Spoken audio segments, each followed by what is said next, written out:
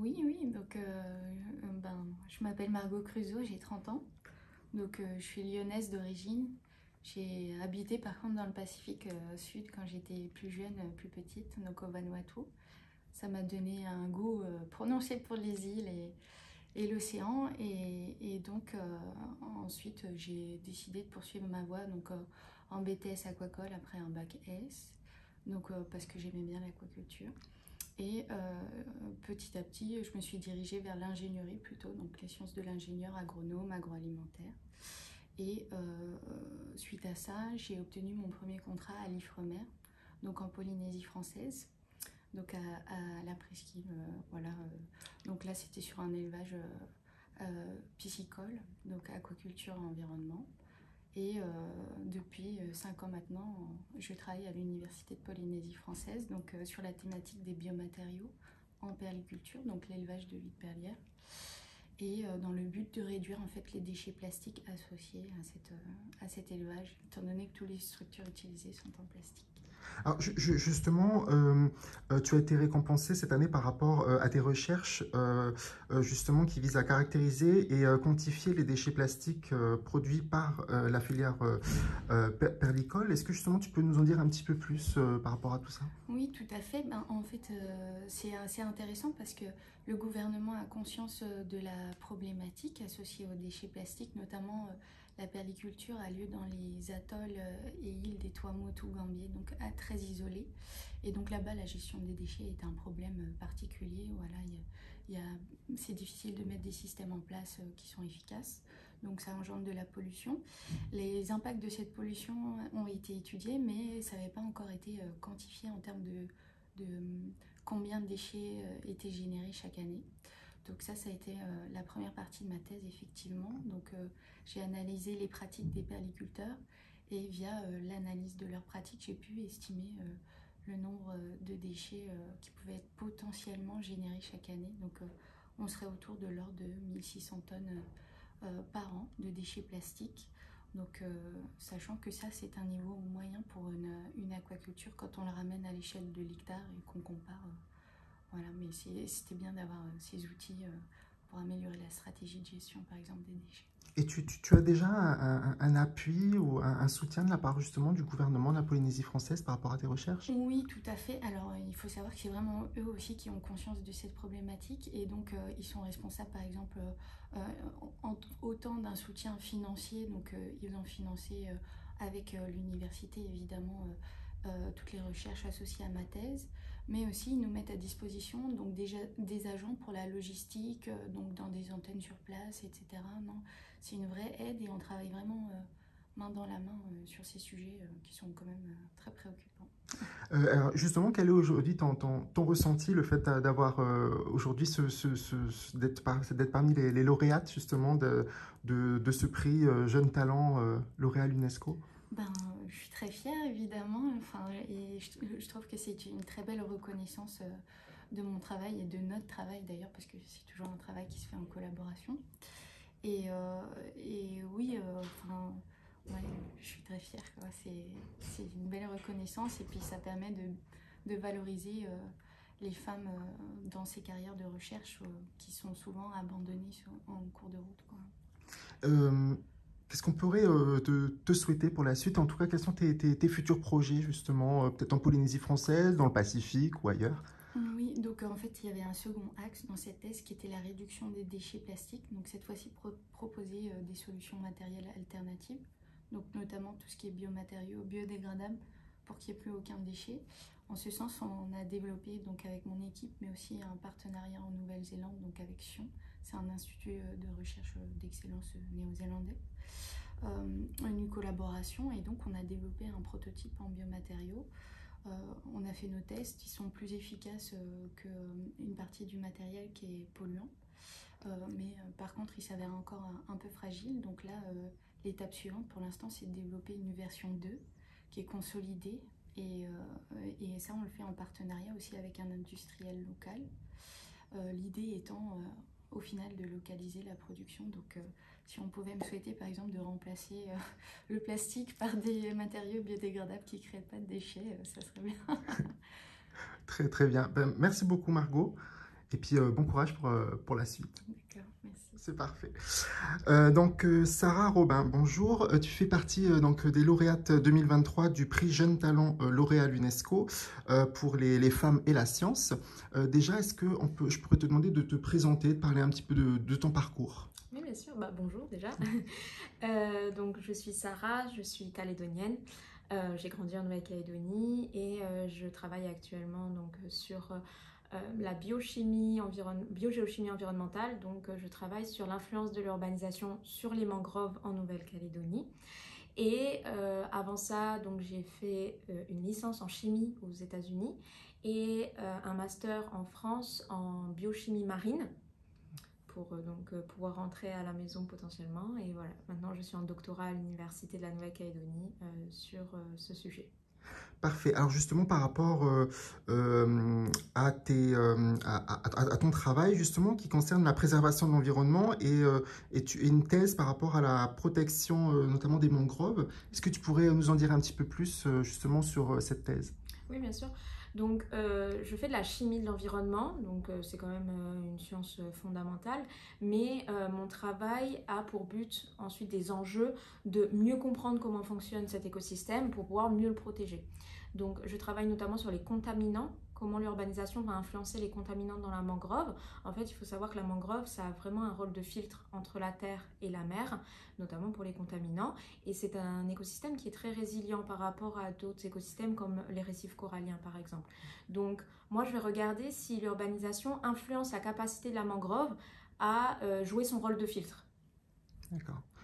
Et justement, on imagine que tes thèses doivent aussi intéresser notamment le gouvernement calédonien, on imagine, puisque justement, là, ces projets de mangroves et tout ça, c'est quand même très très important par rapport aussi à l'élévation du niveau de la mer. Peut-être, est-ce que justement, tu aurais été approché par le gouvernement? Est-ce que en tout cas, tu espérerais peut-être travailler avec le gouvernement davantage? Alors en Nouvelle-Calédonie, on a l'avantage que les thèses sont quand même vachement mises en avant par plusieurs processus. Ça peut être les doctorales, en fait, c'est les doctorants qui présentent leur projet de thèse au grand public, vulgarisé en 5 minutes. Il y a aussi la nuit de la science où les doctorants peuvent avoir l'opportunité de présenter leur sujet de thèse. Et puis, on va en général aussi dans les médias essayer de parler de nos travaux. Et donc, j'ai pu discuter en effet avec plusieurs personnes d'institutions importantes comme la Province Sud, le gouvernement. À la base, en fait, cette thèse s'est faite en accord avec la ville de Dambéa parce que mes mangroves d'études sont à Dambéa. Donc, le maire de Dambéa s'est approché de nous pour réaliser cette thèse. Quand on fait une thèse sur l'environnement, et vraiment en plus l'environnement calédonien, c'est important d'impliquer tout le monde, que ce soit donc les scientifiques, ça reste une science, mais les institutions qui peuvent prendre des décisions derrière, gérer cet écosystème, et puis le grand public, parce que la mangrove appartient à tout le monde en Nouvelle-Calédonie et tous les Calédoniens devraient se sentir concernés. Quelle est aujourd'hui ta réaction, le fait de faire partie en tout cas des lauréates de ce prix lauréat à l'UNESCO pour les femmes et la science? On imagine que tu es très, très, très heureuse, très fière. Alors forcément, je suis très heureuse. Déjà, c'est une reconnaissance de mon travail, de mon parcours et c'est toujours gratifiant. Mais en plus de ça, le programme, le prix L'Oréal va apporter beaucoup de choses en dehors de ça. Déjà, la médiatisation, que ce soit de nous-mêmes, de ce qu'on fait, de ce qu'on est, qui peut être important pour la suite dans notre carrière, mais également de nos travaux de recherche. Donc là, j'ai l'occasion, par exemple, de parler de la mangrove en Nouvelle-Calédonie, qui me tient à cœur. Et puis, donc il y a forcément la dotation qui est importante, qui peut me servir par la suite pour mes recherches. Et il y a aussi cette idée très importante que For Women in Science met en avant, c'est cette idée de sororité, que les femmes en sciences, que des femmes d'excellence en sciences puissent se retrouver, puissent partager ce qu'elles vivent, ce qu'elles traversent, les obstacles, et puis aussi se motiver par la suite pour aller plus loin et faire de grandes choses. Et justement, quels sont tes projets futurs? Qu'est-ce que tu aimerais accomplir par la suite, justement? Qu'est-ce qu'on peut te souhaiter en tout cas? Alors moi, je suis en train de finir ma thèse, je vais soutenir dans 2 mois, donc j'espère pouvoir continuer dans cette branche. La recherche, c'est vraiment quelque chose qui me passionne aujourd'hui. Donc, pourquoi pas, dans quelques années, dans beaucoup d'années, obtenir le prix international. Mais ça, on le verra par la suite. Mais au moins, continuer dans cette branche, c'est pas donné à tout le monde. Et j'espère avoir cette opportunité, en tout cas. Parfait. Merci beaucoup, Sarah Robin. Merci à vous. Merci bien. Merci beaucoup pour cette petite interview. Mon parcours, ça a commencé il y a 8 ans que moi je voyage, j'étudie les coraux. Et du coup, la première expérience, c'était dans les États-Unis. C'était dans le Mount Marine Laboratory et j'ai fait un période de recherche pour étudier les coraux après mon master qui s'est déroulé en Sicile.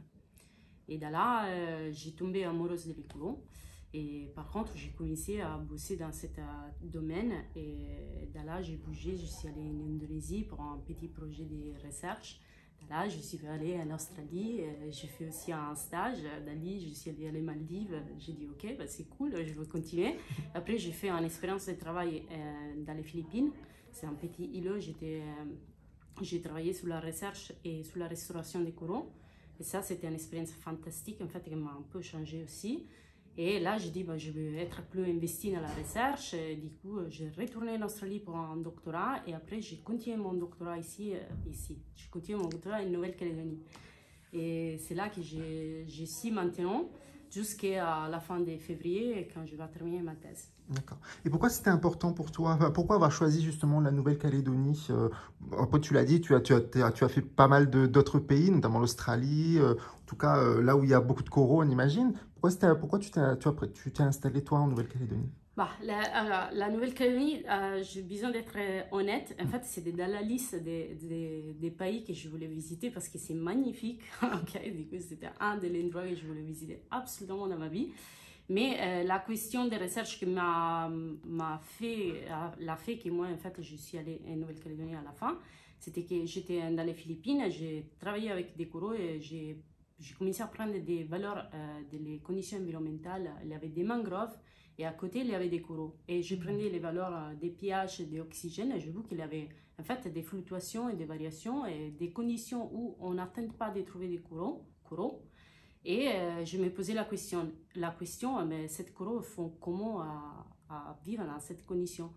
Par contre, j'ai entré en contact avec Riccardo Rodolfo Metalpa et Hugues Lemonnier, qui sont maintenant mon directeur de thèse, sont dans la direction de ma thèse. Et Riccardo Rodolfo Metalpa fait exactement ça, en fait, l'étude des coraux qui vivent dans la mangrove de Buraké en Nouvelle-Calédonie. Et là, on est entré en contact. En fait, j'ai demandé s'il avait des sous pour faire une thèse, pour monter un projet de thèse. Et à la fin, on a fait ça, en fait. J'ai commencé ma thèse à Nouvelle-Calédonie. Et justement, tu peux nous parler un peu plus justement en détail de ta thèse justement qui t'a permis d'être lauréate justement de ce prix L'Oréal l'UNESCO? Oui, en fait, il faut comprendre qu'avec les changements climatiques, en fait, le changement climatique va affecter négativement les récifs coralliens mondiaux parce qu'il y a un changement des conditions environnementales qui arrive très vite. Il y a un changement des conditions environnementales très drastique, comme le changement de la température. En fait, ce sont plus facteurs, plus variables environnementales qui arrivent à un même moment. C'est la température, le pH et l'oxygène. Et dans la mangrove de Buraké, en fait, on a des coraux qui sont journellement exposés à fluctuations importantes de la température, de le pH et de l'oxygène.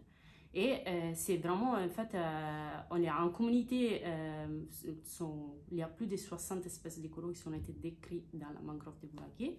Et c'est vraiment important, en fait, de comprendre comment ces coraux sont quels les mécanismes physiologiques qui permettent à cette coraux de survivre dans cette condition, avec l'objectif, en fait, d'utiliser ces résultats dans un contexte un peu plus large, que c'est les changements climatiques. Comprendre sont quels, en fait, les changements et utiliser ces résultats pour essayer de changer les choses. D'accord. Et justement, on voit bien aujourd'hui que les coraux, un peu partout dans le monde, notamment en Australie par exemple, ont beaucoup de difficultés à survivre. Quel est aujourd'hui l'état de santé justement des coraux en Nouvelle-Calédonie? Mais oui, en Nouvelle-Calédonie, maintenant, l'état de santé des coraux, c'est bien. Ils sont en bon état de santé, ça c'est bien, en fait, c'est rassurant. Mais en fait, il ne faut pas oublier qu'il y en a un problème grand, que c'est les changements climatiques. Du coup, c'est les récifs coralliens de la Nouvelle-Calédonie. Maintenant, ils vont bien, ils sont bien en forme. Ça ne veut dire pas qu'un jour, ils vont être impactés dans les changements climatiques. Parce que ça, c'est sûr que si on n'arrête pas de mettre dans l'atmosphère des gaz à effet de serre, on va avoir des conséquences pour tous les récifs coralliens. En fait, il y a des prédictions qui disent qu'à la fin du siècle, on va perdre 90% des récifs coralliens mondiaux. Ce n'est pas juste un problème en fait à la Nouvelle-Calédonie, on a vraiment un problème grand et il faut qu'on fasse quelque chose. Et j'imagine que tes projets de thèse et tes travaux intéressent aussi les élus et le gouvernement calédonien. Est-ce que, en tout cas, ça va peut-être permettre aussi d'aider peut-être justement à préserver ces coraux? Est-ce que tu as été approché peut-être par les élus locaux?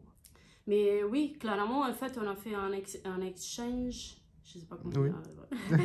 Et Nouvelle-Calédonie, en fait, c'était plutôt mon directeur de thèse et notre fille qui a fait sa thèse à Mangrove de Bouraké, parce que moi, c'était quand je suis arrivée au début, mais je crois qu'on va faire un autre retour des données, un retour des résultats avec la communauté locale de Boulou-Paris, par exemple.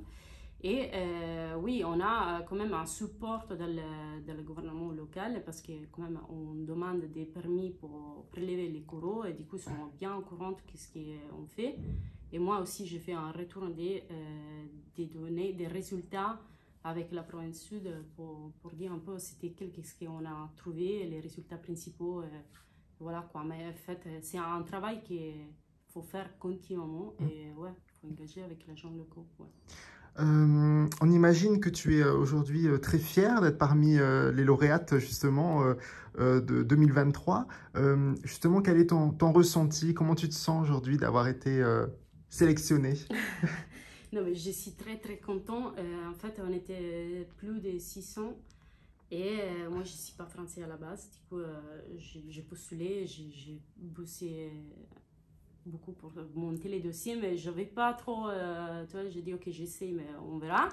Mais à la fin, en fait, le fait d'être choisi, c'est vraiment, c'est une reconnaissance magnifique. En fait, qu'est-ce que tu fais, la Fondation L'Oréal, c'est vraiment important. Et une activité qu'ils ont proposée, par exemple, c'est d'aller parler avec l'école, les jeunes filles de l'école. Ça, on va faire les 12. Et ça, c'est très bien parce qu'en fait, on peut... chaque de nous on peut parler pour ramener des exemples, pour montrer qu'en fait il y a des travaux, il y a des femmes dans les domaines scientifiques, c'est bon, c'est juste de ramener en fait des exemples. Ça c'est bien, je crois que c'est vraiment cool. Qu'est-ce qu'on peut te souhaiter pour la suite de tes travaux et pour la suite de ton parcours? Ben, les problèmes, j'ai compris quand quelqu'un fait la recherche, c'est que tu pars au début avec des questions, mais quand tu finis ton parcours, dans mon exemple, par exemple, c'est un parcours de doctorat, tu finis avec encore plus de questions. C'est que tu t'arrêtes jamais et tu continues. Par contre, j'ai beaucoup de questions maintenant et je vais continuer dans la recherche, ça c'est sûr. Qu'est-ce que je voudrais faire après? C'est vraiment de faire des études un peu plus impliquées avec la conservation parce que vraiment j'ai l'impression qu'on n'a plus le temps avec les changements climatiques. Il faut vraiment faire quelque chose. Et par contre, je me veux un peu plus engagée aussi avec la restauration des coraux.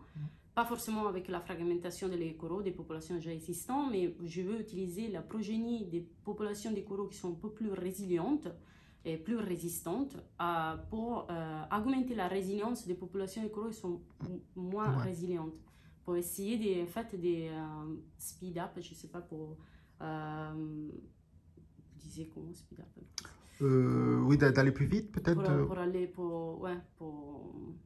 aller un peu plus vite à trouver des solutions, en fait, des actions concrètes. D'accord, très bien. Eh bien, Cynthia, merci beaucoup. Merci beaucoup. Merci. Et puis bon courage pour la suite. Merci. Yes, of course. So my name is Helena Teixeira. I'm a postdoc at UMER Entropy in the University of La Réunion, and I'm an evolutionary biologist. Okay. Actually, you located in La Réunion Island. Can you tell us about your thesis, your project actually? The human impact is often acknowledged as a main driver of biodiversity loss, and a good example for that is the case of Dodo in the Mauritius Island, who got extinct after the human arrival. But that is not always the fate of all the species, and in fact we also have the climatic impact, past climatic impact and volcanic impact also play a role on species decline and extinction. So knowing that, it's very important to understand the number of individuals that we had, so the wildlife abundance before human arrival or substantial even human impact, so we can separate what is natural impact from what is anthropogenic impact. Okay. So I work with seabirds in La Reunion, and there are 6 seabirds in La Reunion Island, and among these there are 2 petrels that are endemic. So endemic means that just occur in La Reunion, that is the Barros petrel and the mascaran petrel. I have started this project with the mascaran petrel, and in fact our ongoing analysis showed that the conservation status of mascaran petrel is very worry, because we estimate a really low effective population size. So the first goal of our project is to understand what is the main driver of the mascaran petrel decline, so we can understand better what is happening in La Reunion. But we hope that with these results we can help other institutions or other organizations to implement conservation measures for the species. Of course, I'm very proud and I'm very happy because it's a very prestigious and it's a very competitive prize. So I was not expecting to have it. And I also think that it is very good for my scientific career because it brings visibility, because the whole program is very mediatic. And it also, with the price of the L'Oreal, I will be able to extend my analysis to the Barros petrel too, and that will be very good for the project, and also it will allow me to go to an international congress to present this data, and will cover some publication fees, so it is really good opportunity. So for now, the next step is to extend the analysis that were performed to the mascaran petrel to the Barros petrel. So we can try to understand if we have a general pattern in the island. So that is the next step. And also my project also aims at looking to the connectivity of seabirds in a bigger scale, including also other species that occur in the Indian and Pacific Ocean, Atlantic Ocean as well. So that will be my project in a medium term, but yes.